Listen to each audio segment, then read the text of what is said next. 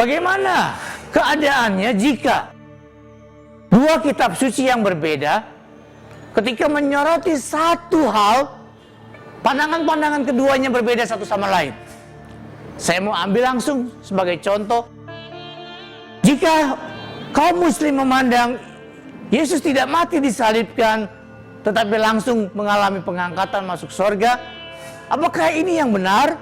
Atau versi Kristen yang justru menegaskan dengan kuat, dan bahkan seluruh perjanjian baru orang Kristen menegaskan juga dengan kuat, Yesus mati disalib dan betul-betul sebagai fakta. Tidak langsung diangkat, tapi melalui salib baru mengalami pemuliaan pada masa yang berikutnya.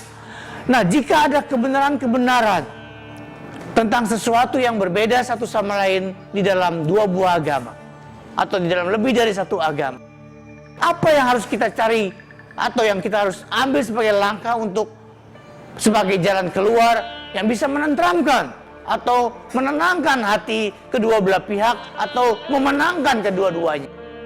Pertama, setiap agama itu punya konteks sejarah dan konteks kebudayaan yang real dalam dunia ini.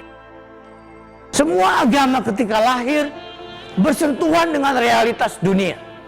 Jadi sebetulnya semua klaim agama terkait erat dengan fakta-fakta dalam dunia.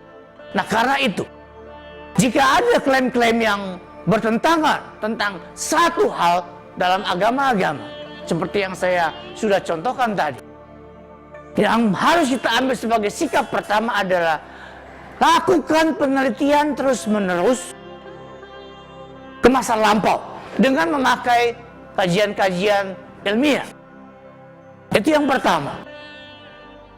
Kita kumpulkan bukti-bukti dari masa lalu, bukti tekstual berupa teks, bukti material berupa data-data arkeologis, lalu kemudian bukti-bukti yang lain yang bisa kita himpun. Misalnya kalau orang-orang yang kita mau cari ilmu pengetahuannya masih ada, kita bisa lakukan wawancara atau dialog.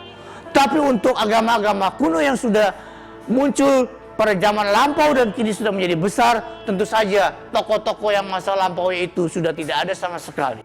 Nah, langkahnya karena itu kita harus membangun sebuah pendekatan ilmiah untuk mencari fakta-fakta di masa lalu, dan pendekatan seperti ini sudah dikembangkan relatif maju pada masa sekarang ini, baik ketika mau memahami teks kitab suci ataupun memahami fakta-fakta lain di masa lalu melalui metode-metode pengkajian saintifik.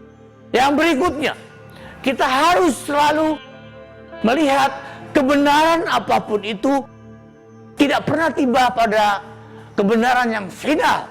Sebab hidup beragama itu kita harus pandang sebagai sebuah kehidupan yang didalami orang berziarah dari satu momen ke momen lain, dari satu kurun sejarah ke kurun sejarah yang lain, dan kebenaran itu makin mengungkap sementara kita terus mencarinya bersama-sama. Nah, begitu juga sesudah kita memahami bahwa beragama adalah berziarah, kita tidak bisa langsung harus menyatakan kemutlakan pandangan kita dan kerelatifan pandangan orang lain.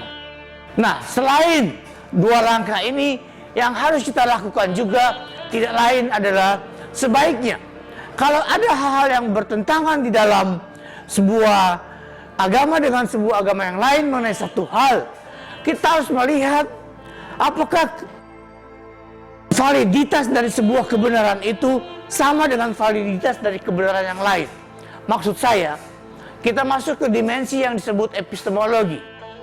Apakah kebenaran sebuah karya yang berbentuk sastra misalnya, atau berbentuk epik, atau berbentuk perumpamaan atau metafor akan sama dengan kebenaran sebuah teks yang merupakan teks sejarah atau teks yang merupakan laporan peristiwa-peristiwa masa lampau, atau teks lain yang tidak bisa kita perlakukan secara metaforis.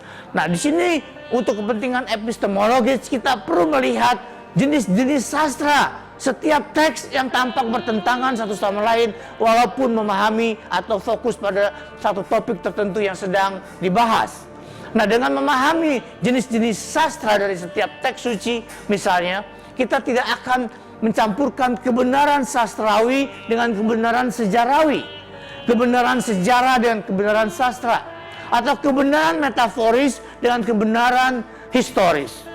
Jadi masing-masing kita harus tempatkan pada kebenaran apa yang sebenarnya mau disampaikan oleh sebuah kitab suci mengenai satu hal. Dan harus diingat, kitab suci apapun bukanlah buku sejarah. Saya mau sebutnya sebagai buku cinta antara umat dengan Allah.